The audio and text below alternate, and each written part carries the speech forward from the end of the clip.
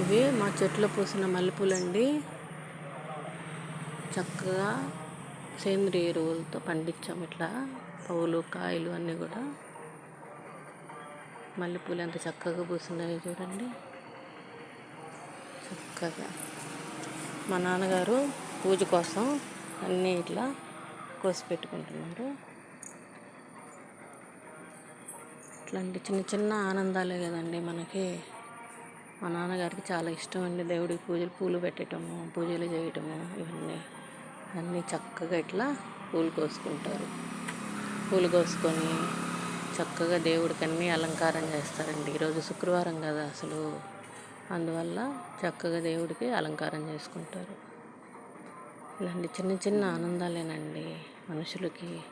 మనం ఇచ్చే కోట్లు, మనం ఇచ్చే ఆభరణాలు కాదండి, ఈ చిన్న చిన్న ఆనందాలు. మనం చిన్నప్పుడు మనం వేలు పెట్టి ఎట్లా వాళ్ళు నడిపించి అన్నీ నేర్పిస్తారు, వృద్ధాప్యంలో మనం కూడా అలా చూసుకోవాలి. అంతేగాని ఈ కాలం వాళ్ళంతా ఏ ఓల్డేజ్ హోమ్కి పంపిద్దామో అని చూస్తారు. కానీ మా ఇంట్లో అలా కాదులేండి. పాపం మా నాన్నగారికి మేము 5 పిల్లలము, అందువల్ల ఆయనకి ఆ ఇబ్బందులు లేదు. చక్కగా ఇట్లా ఎక్కడున్నా పూజలు చేసుకొని అన్నీ చేసుకుంటారు.